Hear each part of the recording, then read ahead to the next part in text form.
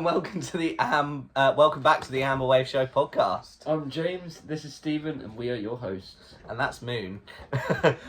So, first thing, we'll get into last week's game. So, this past Saturday, after a pitch inspection in the morning, Great Yarmouth made the trip to Swaffam in their Thurlow Nunn Division 1 North game. The final score was Swaffam 0, Great Yarmouth Town 5. Yeah, so... she's being so cute. On a pitch that was by far not the worst we've seen so far this season. We started very lively, and within 5 minutes, Sanders had a great cross that was met by Cousins, and it was 1-0. Hello, baby. Then within 15 minutes, it was 2-0. Long ball over the top, met by Cousins to double the bloaters' lead. What are you doing? This is my hat. You don't have that hat. The third goal came after 35 minutes. Duffield finding his way through to make it into 3-0. The goals did stop there in the first half, though. We could have been 4 or 5 up, in all fairness. Second half, the home side came out fighting, putting a small amount of pressure, fighting, very nicely way to put it. But they did have the advantage of playing downhill, which we had in the first half. 64 minutes in, Jesse Fane got onto the head, headed it in to make it 4-0. And finally, in injury time, Cousins did manage to break away and place a great shot. It passed the Pellers keeper to make it 5-0, and that's how it finished. Now, I just wanted to put on a point there. I was quite near the dugouts, and it was Ricky that said it. I said it was Blissett because it's,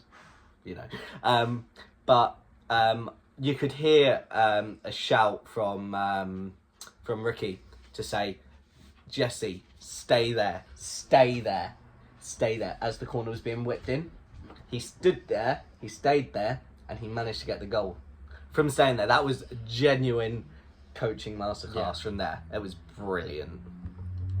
Yeah, great match report. So we record this throughout the week and release this on Friday. We do, however, have a midweek game this Wednesday night against Parsonage at home, weather depending. Which I believe is now on, which is good. Now, so looking at the form, we can look at Yarmouth's form. Won 4 out of the last 5, 4 wins, 0 draws, 1 loss. That loss, obviously, was against Holbeach. The FA website, full-time website is down, so we can't give you the record of Parsonage Drove. We both went to this game, and we are going to cut to post-match for the recap. Hey guys, so obviously we said that we were going to cut back to me and James after the match, and earlier in the episode we said that the match is going ahead and everything.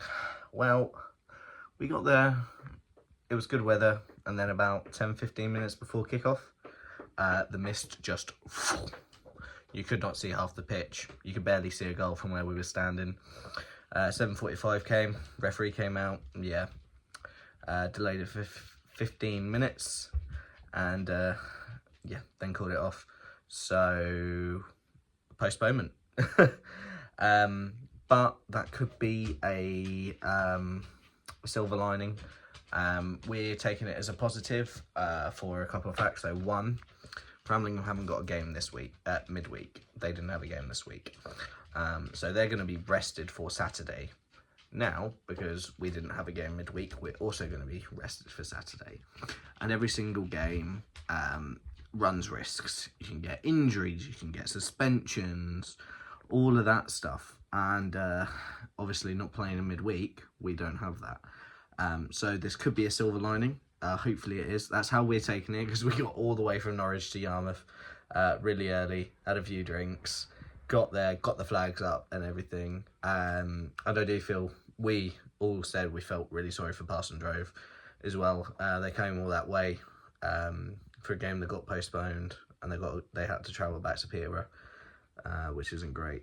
But on to Saturday against Framlingham. Now looking forward to this Saturday where two giants clash at the Wellesley. Yarmouth sitting second in the league, 1 point behind Framlingham sitting first in the league. This is going to be probably the toughest test for the team so far this season. Prediction time. I think that the home team is going to have the slight advantage, and I think that we're going to pull out a gritty 2-1 win against Framlingham. My prediction for this game, again, it's going to be a close game. Both top two teams. I think Framlingham don't do that well away from home compared to how they do at home. Yeah. They do a lot better at home, like especially scoring goals. But whereas at home they don't they don't score as many. So it's going to be a tough game. But I'm just going to edge it 1-0 win for Yarmouth. Ooh. For sure, I think it's going to be... Well, it is a huge game. I think it's going to be quite a high attendance. I'm thinking potentially 300. I reckon so. I reckon it could just push in it. Because we had 251 at Peterborough the other week. So I reckon with the game at this high standards of the league, and so much to grab for this league, because I reckon the winner of this game is probably going to take the league, I reckon. Yeah. So it's very much at stake in this game. So I think, high attendance. Definitely. Thing is as well, so it's, 9 games left? I think so, yeah. 9 games left. We've got 6 at home. Yeah. Framlingham have also got 9 games left. I'm not sure about their home and away. Yeah. But at this point of the season, both first and second place, the league title is in their own hands. It's in Framlingham's own hands, and it's in Yarmouth's own hands. It's whoever slips up or whoever loses. Just one drop, even a draw at this stage for both teams could be crucial enough to lose them the title. Yeah. Imagine if this was the last game of the season, though. Imagine if it was all on the line on the last game of the season. Yarmouth, Framlingham at the Wellesley last game of the season to decide who goes up. That would be... I don't think I would... I think I would have had to just get a pacemaker fit. I don't think I would have been able to do it. Now it is time for this week's competition.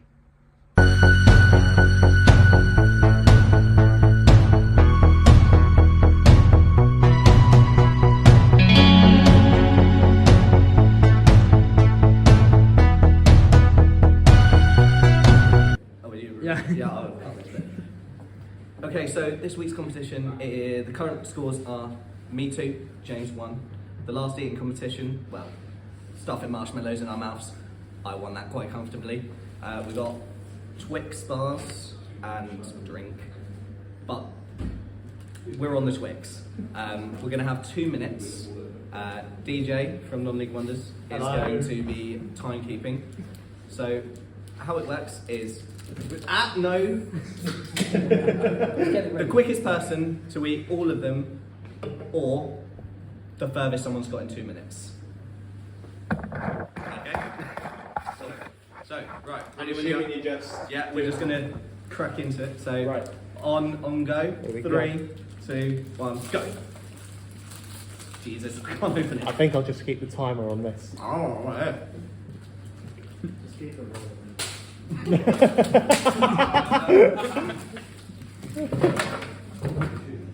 By the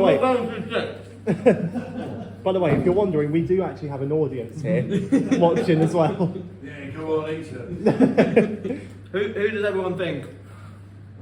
Stephen. Go on, Stephen. 1 minute 30 left. 1:30. He's barely made through half of one. You shouldn't have got thick. Yeah.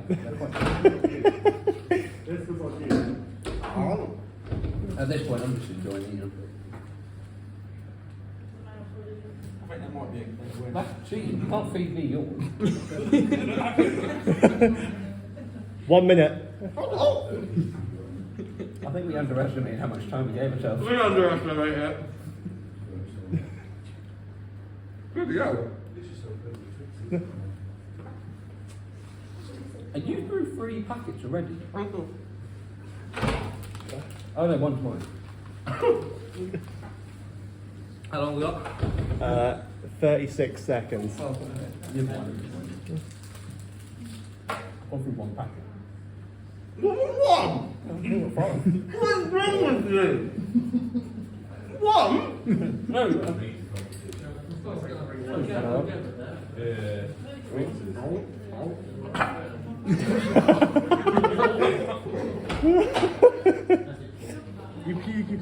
10, 9, 8, 7, 6, 5, 4, 3, 2, 1, and that is time.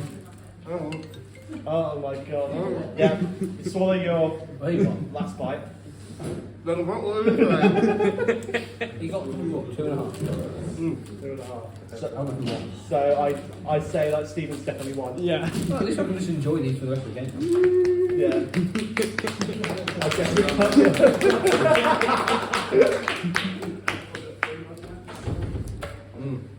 Yeah. I think we underestimated that. Do you want We me to, definitely underestimated that. do you want me to do the score bit while you? Yeah, you do the score bit while we compose ourselves. Okay, so the current scores at the moment: James 1, Stephen 3. Wait until we do the physical challenges. I think that's when I'll come back, though. Yeah, but I'm fat, so it's not going to work. Thank you, mate.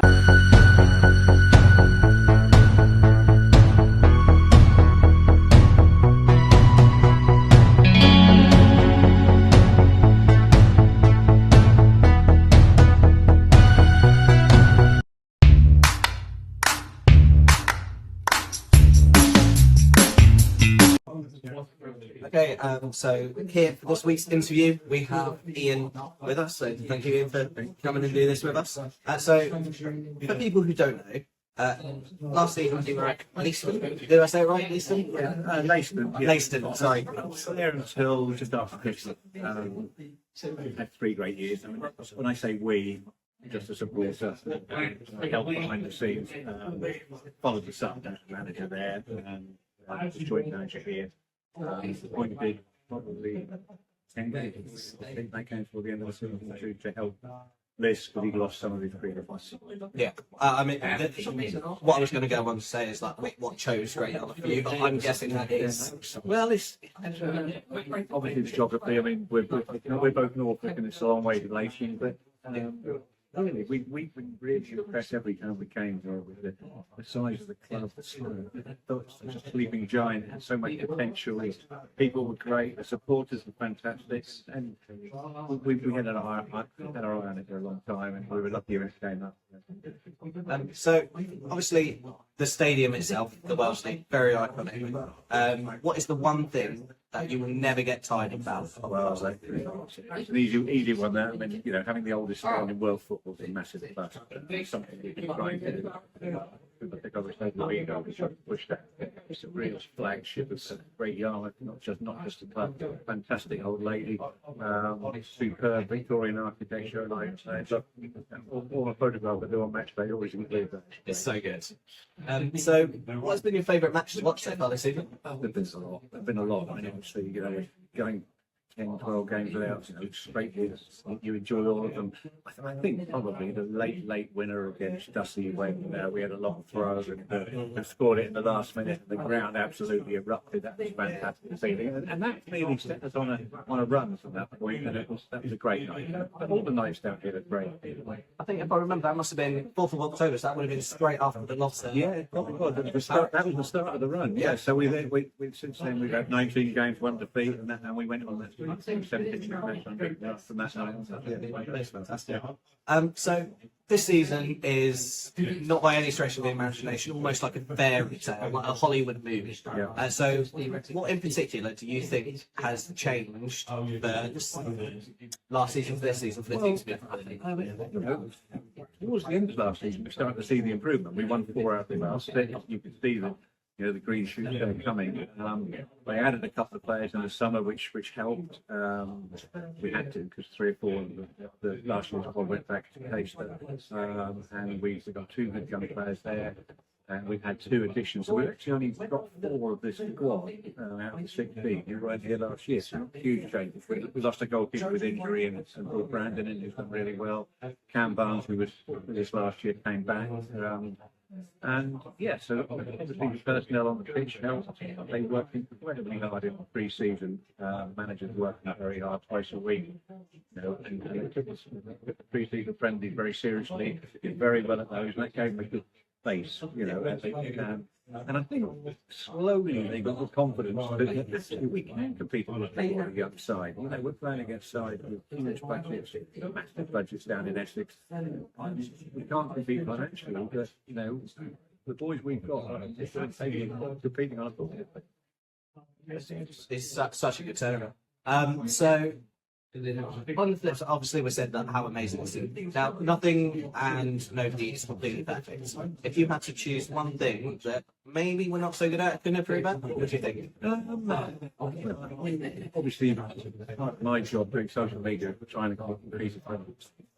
I think we did 50 at the time last year. We got to 100, we got to 200. It's where we want to be. So we want to connect with people that we want them to feel what we're feeling. Which is what we're trying to do through social media. And it's working. We're getting a lot more support on and off the pitch, both through social media posts and people turning up, and it's been great. So, the one thing I'd love to see is three or 400 people down at the Wellesley every week with me and Wayne. Do you reckon we could hit that Saturday? I think that's an interesting one. I think the Fram should bring a lot. I mean, it's the biggest game down here for several years. It means both teams.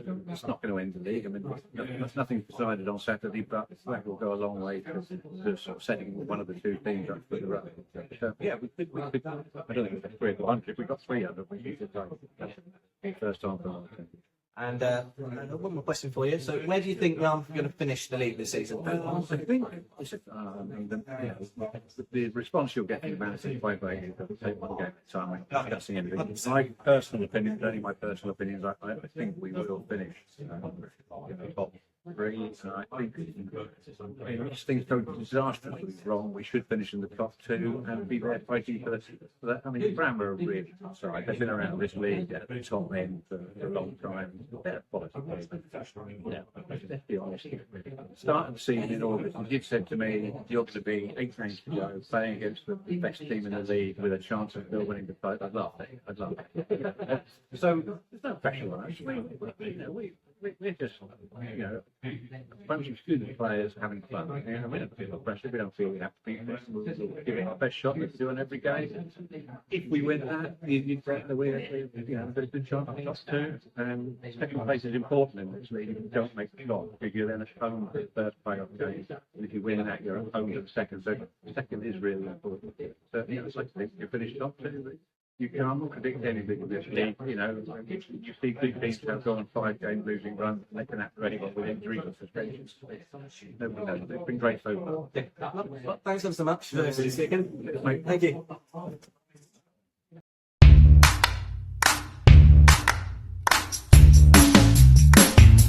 Fantastic interview, and if anyone wants to appear, then just send us a message to us on Twitter or Facebook. Yep. So our handles on Twitter is @AmberWaveGY, and if you search Amberwave on Facebook, you should be able to find our page.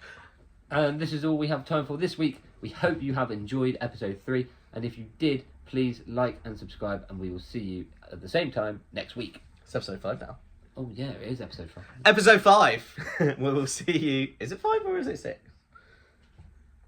Episode insert here. Yeah. We think it's 5. We'll see you next week.